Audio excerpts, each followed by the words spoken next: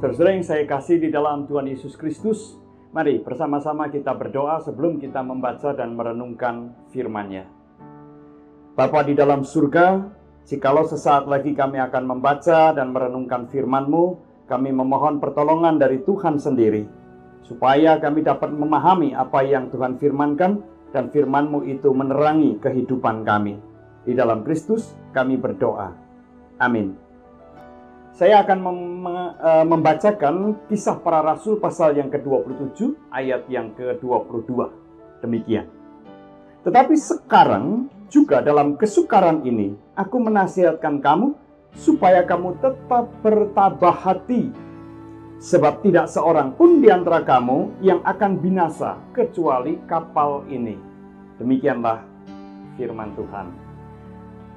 Saudara yang saya kasih di dalam Tuhan Yesus Kristus, jikalau kita menghadapi kesukaran yang sangat hebat, apa yang menjadi respon kita atau kebanyakan orang? Ada yang meratapi nasibnya, ada yang berada dalam kepanikan, kebingungan, ada juga yang berada dalam keputusasaan lalu tidak mau berbuat apapun karena sudah merasa tidak ada gunanya apapun yang dilakukan. Tetapi bisa juga ada orang yang tetap berpengharapan di dalam kesukaran sehebat apapun.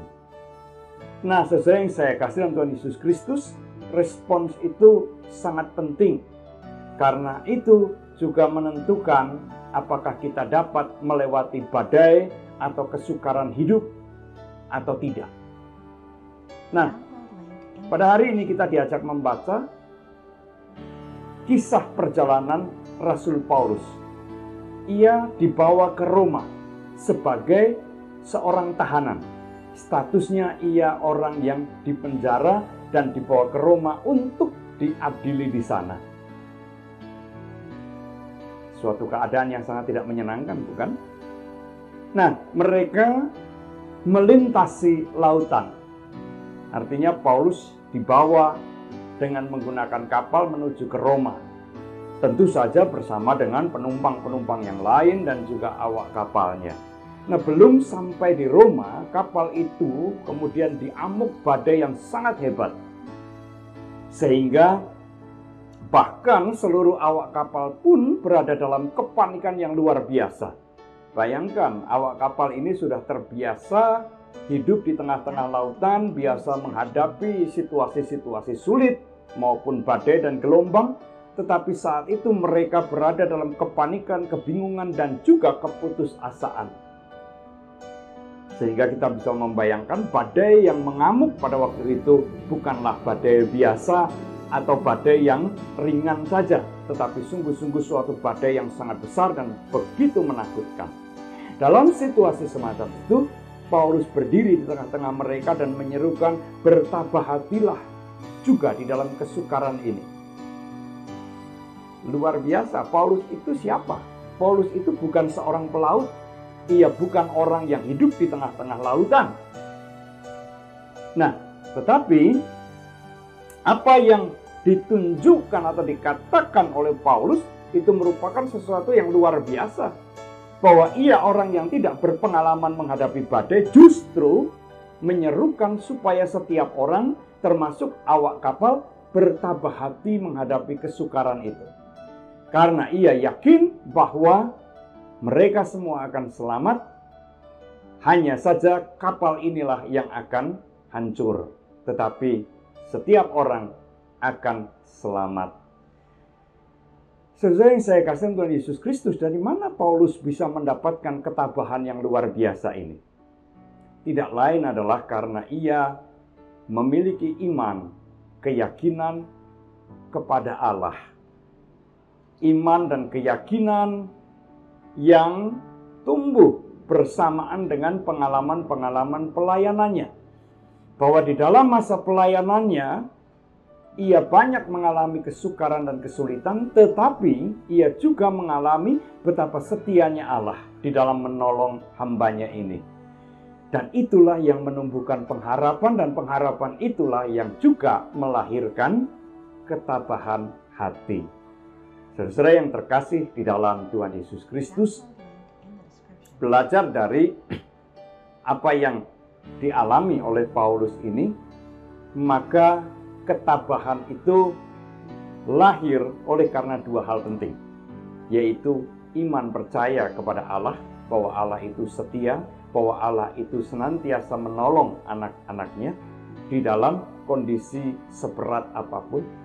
Dan yang kedua adalah pengalaman bersama dengan Allah, bahwa selama itu atau selama hidup kita merasakan begitu banyak pertolongan-pertolongan Allah yang nyata di dalam kehidupan kita.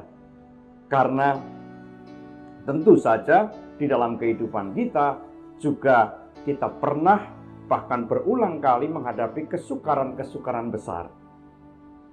Dan kita melihat atau mengalami betapa Allah itu selalu memberikan pertolongan kepada kita. Pengalaman itu sungguh sangat penting untuk dikenang karena itu meneguhkan dan menguatkan kita. Dan satu hal lagi yang lebih menarik adalah kata-kata Paulus bahwa semuanya akan selamat kecuali kapal ini. Nyawa atau kehidupan jauh lebih penting daripada kapal itu. Sehingga kalaupun kapal itu harus hancur, maka relakanlah. Secara tidak langsung Paulus mau mengatakan demikian. Nah, di dalam kita menghadapi kesukaran, kadang-kadang kita harus melepas sesuatu di dalam kehidupan kita. Apa yang selama ini barangkali kita pegang teguh sebagai sesuatu yang sangat berharga, bisa jadi itu dilepas. Karena hidup dan nyawa itu jauh lebih penting. Acap kali kesukaran-kesukaran dapat teratasi ketika kita melepaskan sesuatu. Entah itu kebiasaan-kebiasaan buruk, entah itu sesuatu yang kita pandang berharga tetapi justru itu menimbulkan persoalan dalam kehidupan kita. Atau bisa juga sesuatu itu kita lepaskan supaya beban kita menjadi ringan, supaya persoalan kita berkurang. Nah, dari mana kita dapat memiliki keikhlasan dan kerelaan untuk melepaskan sesuatu itu? Dari ketabahan. Ketabahan lahir dari iman percaya dan mengenang pengalaman hidup kita bersama dengan Allah. Oleh karena itu, saudara yang saya kasihi, di dalam kita menjalani kehidupan ini, tentu kita tidak akan luput dari berbagai persoalan, terutama persoalan-persoalan besar. Maka belajarlah dari firman Tuhan ini. Kita juga akan dimampukan melewati persoalan-persoalan itu dengan pertolongan dari Tuhan. Amin. Mari kita kembali berdoa. Meteraikanlah ya Tuhan firman-Mu di dalam hati kami, supaya kami boleh menjalani kehidupan ini dengan keteguhan dan ketabahan hati, oleh karena kami yakin Tuhan selalu hadir di dalam kehidupan kami. Tuhan selalu dengan setia menolong kami. Di dalam nama Tuhan Yesus kami berdoa. Amin.